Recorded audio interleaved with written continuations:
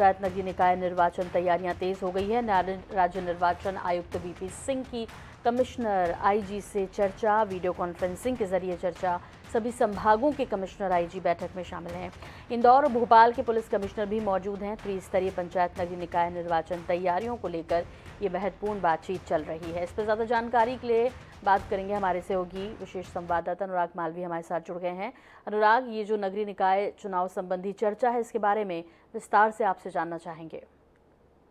देखिए, बहुत महत्वपूर्ण चर्चा इस समय चल रही है क्योंकि जिस तरह का ये पूरा शेड्यूल जारी किया गया है राज्य निर्वाचन आयोग के द्वारा, उसमें हम देख रहे हैं कि जुलाई का महीना बहुत क्रूशियल हो जाता है जब 20 की तारीखों में पंचायत चुनाव के साथ साथ नगरीय निकाय चुनाव भी हैं। लगातार क्योंकि कॉन्फ्रेंसिंग राज्य निर्वाचन आयोग करते हैं, लेकिन तारीखों की घोषणा के बाद ये पहली कॉन्फ्रेंसिंग है।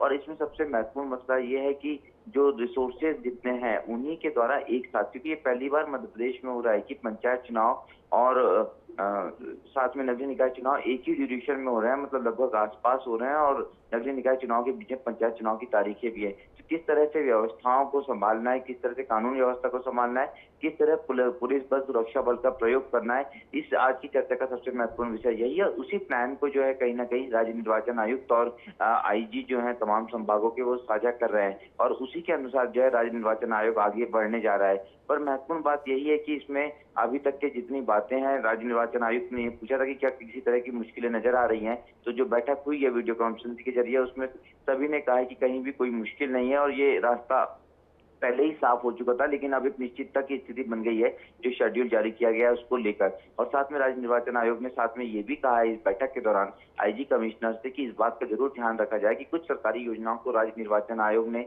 परमिशन दी है, जैसे कि मुख्यमंत्री कन्या विवाह योजना, क्योंकि शादियों की तारीखों के अनुसार शादियां होती हैं और कम तारीखें हैं, इसलिए उसकी परमिशन राज्य निर्वाचन आयोग ने जरूर दी है। लेकिन उन्होंने इस पे इंस्ट्रक्शन दिए हैं कमिश्नर्स को कि सभी लोग ये ध्यान रखें, जिला प्रशासन को इसके लिए कहीं ना कहीं मुस्तैद किया जाए कि कोई भी राजनीतिक पार्टी का सदस्य या राजनेता योजना को लेकर कहीं ना कहीं किसी तरह से व्यक्तिगत लाभ या पार्टीगत लाभ ना उठाए। जी, बहुत बहुत शुक्रिया अनुराग इस तमाम जानकारी के लिए आपका।